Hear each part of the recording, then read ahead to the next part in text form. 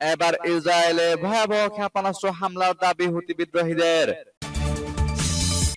আরো বিস্তারিত জানিয়ে দিব। এদিকে পশ্চিম তীরে শরণার্থী শিবিরে ইসরায়েলি বিমান হামলা, নিহত অন্তত 6 জন। এবার দেশের ইতিহাসে প্রথম গোয়েন্দা জাহাজ উন্মোচন করল ইরান। এদিকে গাজায় ইসরায়েলি বর্বরতায় 63 জন ফিলিস্তিনি নিহত। আরো জানিয়ে দিব, এবার যুদ্ধবিরতি চুক্তি হলে নেতানিয়াহুর জোট ছাড়ার হুমকি ইসরায়েলি নিরাপত্তা মন্ত্রীর। এদিকে ইউক্রেন জুড়ে বিমান হামলার সতর্কতা জারি। এবার ফিলাডেলফিয়া করিডোর থেকে সেনা সরাচ্ছে ইসরায়েল। এবং সর্বশেষে জানিয়ে দিব, এদিকে রাশিয়ার বিরুদ্ধে কঠোর ব্যবস্থার হুঁশিয়ারি অস্ট্রেলিয়ার। শুনছিলেন সংবাদ শিরোনাম, এখন বিস্তারিত। তবে তার আগে অনুরোধ থাকবে, এই ভিডিওতে একটি লাইক দিন এবং কমেন্টস করে জানিয়ে দিন আপনি কোন জেলা থেকে বা কোথায় থেকে আমাদের সাথে যুক্ত রয়েছেন। এবং সংবাদের সর্বশেষ গুরুত্বপূর্ণ আপডেট পেতে চ্যানেলটি সাবস্ক্রাইব করে আমাদের সঙ্গে থাকুন। এবার ইসরায়েলে ভয়াবহ ক্ষেপণাস্ত্র হামলার দাবি হুতি বিদ্রোহীদের। গতকাল ভোরে ইয়েমেনে ব্যালিস্টিক ক্ষেপণাস্ত্র হামলার কারণে ইসরায়েলের বিভিন্ন এলাকায় সতর্কতা সাইরেন বেজে ওঠে। এর মধ্যে রয়েছে তেল আবিব, হারজলিয়া, রিশন লেজিওন, বেইত শেমেশ এবং পেতাস তিকভা। ইসরায়েলি সংবাদ মাধ্যমের খবর অনুযায়ী বোমা আশ্রয় কেন্দ্রে ছুটে যাওয়ার সময় কমপক্ষে 11 জন ইসরায়েলি বসতি স্থাপনাকারী আহত হয়েছেন। এদিকে ইসরায়েলি সামরিক কমান্ডো জানিয়েছে যে ইয়েমেন থেকে ছোড়া একটি ব্যালিস্টিক ক্ষেপণাস্ত্র ভূপাতিত করার জন্য বেশ কয়েকবার বাধা দেওয়ার চেষ্টা করা হয়েছে। তাছাড়া ইসরায়েলি কর্তৃপক্ষ এখনো নিশ্চিত করেনি যে ক্ষেপণাস্ত্রটি সফলভাবে ভূপাতিত করা হয়েছে কিনা। অন্যদিকে ইয়েমেনি সশস্ত্র বাহিনীর মুখপাত্র ব্রিগেডিয়ার জেনারেল ইয়াহিয়া সারি মঙ্গলবার সকালে এই সর্বশেষ হামলার বিস্তারিত তথ্য জানিয়েছে। সারি জানিয়েছেন, তেল আবিবে ইসরায়েলি নিরাপত্তা মন্ত্রণালয়কে লক্ষ্য করে একটি প্যালেস্টাইন-2 হাইপারসনিক ব্যালিস্টিক ক্ষেপণাস্ত্র নিক্ষেপ করেছে হুতি বিদ্রোহীরা। সারি বলেছেন, ক্ষেপণাস্ত্রটি শত্রু প্রতিরক্ষা অতিক্রম করে তার লক্ষ্যবস্তুতে পৌঁছেছে। এছাড়াও মানববিহীন বিমান বাহিনী 4টি একমুখী আক্রমণ ড্রোন দিয়ে ইয়াফায় গুরুত্বপূর্ণ ইসরায়েলি স্থান লক্ষ্য করে সামরিক অভিযান পরিচালনা করেছে বলে জানিয়েছে হুতি বিদ্রোহীরা। তিনি নিশ্চিত করেছেন, দুটি অভিযান সফলভাবে তাদের লক্ষ্য অর্জন করেছে। এদিকে পশ্চিম তীরে শরণার্থী শিবিরে ইসরায়েলি বিমান হামলা, নিহত অন্তত 6 জন। অধিকৃত পশ্চিম তীরের জেনিন শরণার্থী শিবিরে ইসরায়েলের বিমান হামলায় অন্তত 6 জন নিহত হয়েছেন। নিহতদের মধ্যে একজন ফিলিস্তিনি কিশোর এবং 3 ভাই রয়েছে। বুধবার এক প্রতিবেদনে এ তথ্য জানিয়েছে কাতার ভিত্তিক সংবাদ মাধ্যম আল জাজিরা। ফিলিস্তিনি সংবাদ সংস্থা ওয়াফা জানিয়েছে, মঙ্গলবার সন্ধ্যায় শরণার্থী শিবিরের একটি ট্রাফিক সার্কেলের কাছে একটি ইসরায়েলি ড্রোন একদল মানুষকে লক্ষ্য করে 3টি ক্ষেপণাস্ত্র নিক্ষেপ করে। এতে 15 বছর বয়সী এক বালক সহ 6 জন নিহত ও বেশ কয়েকজন আহত হন। প্রতিবেদন অনুযায়ী হামলায় নিহত আরো 5 জনের বয়স 23 থেকে 34 বছরের মধ্যে। তাদের মধ্যে 3 ভাইও ছিলেন। এর আগে চলতি মাসের শুরুতে অধিকৃত পশ্চিম তীরের তাম্মুন শহরে ইসরায়েলি ড্রোন হামলায় একই পরিবারের 2 ফিলিস্তিনি শিশু এবং 23 বছর বয়সী এক যুবক নিহত হন। ঘটনাস্থল থেকে আল জাজিরার হামদা সালহুদ বলেছেন, জেনিন ক্যাম্পে ড্রোন হামলাটি 2023 সালের 7 অক্টোবর থেকে জোরদার হওয়া ইসরায়েলি হামলার অংশ। এবার দেশের ইতিহাসে প্রথম গোয়েন্দা জাহাজ উন্মোচন করল ইরান। 1000 নতুন অত্যাধুনিক ড্রোনের পর এবার দেশের ইতিহাসে প্রথম গোয়েন্দা জাহাজ উন্মোচন করল ইরান। দেশটির রাষ্ট্রায়ত্ত টেলিভিশনের খবরে জানানো হয়েছে, জাগরোস নামে এই গোয়েন্দা জাহাজ নৌবাহিনীর যুদ্ধ কার্যক্রমকে আরো শক্তিশালী করবে। ইরানে নির্মিত এই অত্যাধুনিক জাহাজ ইলেকট্রনিক সেন্সর, ইন্টারসেপ্টর এবং সাইবার ও গোয়েন্দা প্রযুক্তিতে সজ্জিত। নৌবাহিনীর প্রধান অ্যাডমিরাল শাহরাম ইরানি বলেন, জাগরোস আমাদের নৌবাহিনীর চোখ হিসেবে গভীর সমুদ্র ও মহাসাগরে নজরদারি করবে। জাগরোসের উদ্বোধন এমন এক সময়ে এলো যখন ইরানের সেনাবাহিনী ও ইসলামিক রেভলিউশনারি গার্ডস কর্পস দেশব্যাপী বৃহৎ সামরিক মহড়া চালাচ্ছে। মার্চের মাঝামাঝি পর্যন্ত চলবে এই মহড়া, যার মূল লক্ষ্য নাতানজু, ফেরদো ও খান্দাবের মতো গুরুত্বপূর্ণ পারমাণবিক স্থাপনাগুলোর সুরক্ষা নিশ্চিত করা। এদিকে ডোনাল্ড ট্রাম্পের মার্কিন প্রেসিডেন্ট হিসেবে শপথ গ্রহণের সময়ে এসব মহড়া বিশ্বজুড়ে আলোচনার কেন্দ্রবিন্দুতে পরিণত হয়েছে। ট্রাম্পের প্রথম মেয়াদে যুক্তরাষ্ট্র 2015 সালের ঐতিহাসিক পারমাণবিক চুক্তি থেকে সরে এসে ইরানের উপর কঠোর নিষেধাজ্ঞা আরোপ করেছিল, যা ইরানের পারমাণবিক কর্মসূচিকে ঘিরে উত্তেজনা বাড়িয়ে তোলে। এদিকে গাজায় ইসরায়েলি বর্বরতায় 63 জন ফিলিস্তিনি নিহত। ফিলিস্তিনের অবরুদ্ধ গাজা উপত্যকায় ইসরায়েলি বর্বরতায় গত 24 ঘন্টায় অন্তত 63 জন ফিলিস্তিনি নিহত হয়েছেন। এছাড়াও আহত হয়েছেন আরো 281 জন। ফিলিস্তিনি স্বাস্থ্য মন্ত্রণালয়ের বরাত দিয়ে এই তথ্য নিশ্চিত করেছে আল জাজিরা।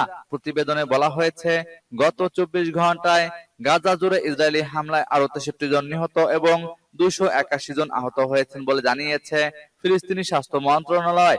স্বাস্থ্য মন্ত্রণালয় আরো জানিয়েছে, 4টি পরিবারে ইসরায়েলি সামরিক বাহিনী গণহত্যা চালিয়েছে। ফিলিস্তিনি স্বাস্থ্য কর্তৃপক্ষের মতে, গাজা উপত্যকা জুড়ে ধ্বংস হওয়া বাড়ির ধ্বংসস্তূপের নিচে এখনো 10,000-এরও বেশি লোক নিখোঁজ রয়েছেন।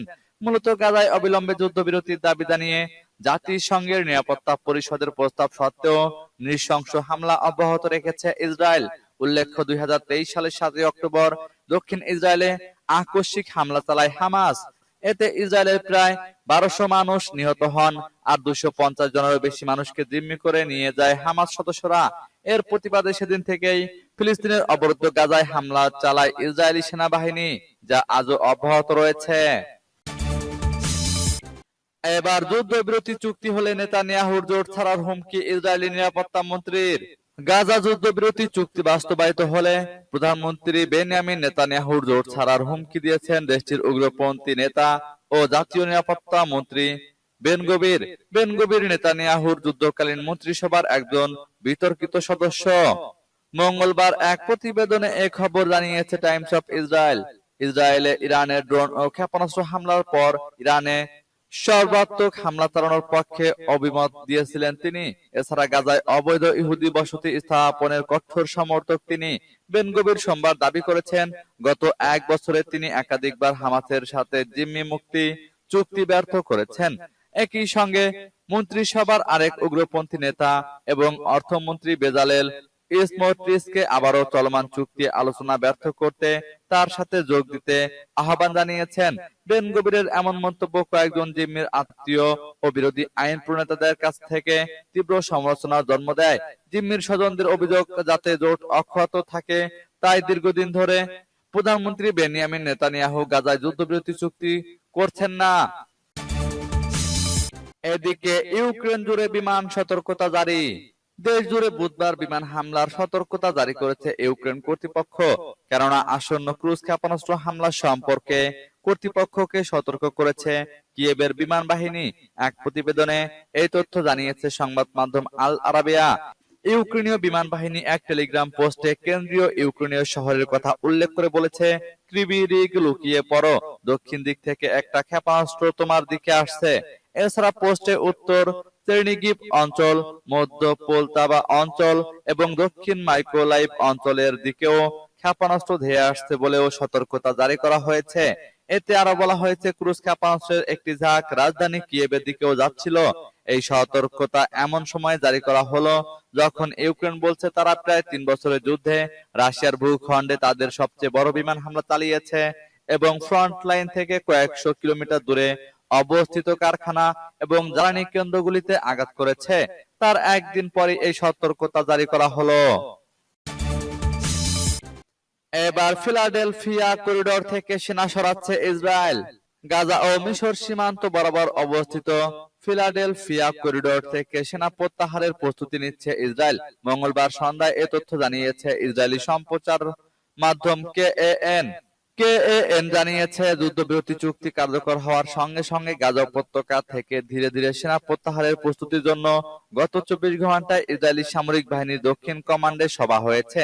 নাম প্রকাশে অনিচ্ছুক এক নিরাপত্তা সূত্রে বরাত দিয়ে কেএএন জানিয়েছে, চুক্তি স্বাক্ষরের পরপরই রাফা ক্রসিং এর ফিলিস্তিনি দিক থেকে ইসরায়েলি সেনাবাহিনী সরে যাওয়ার প্রস্তুতি নিচ্ছে।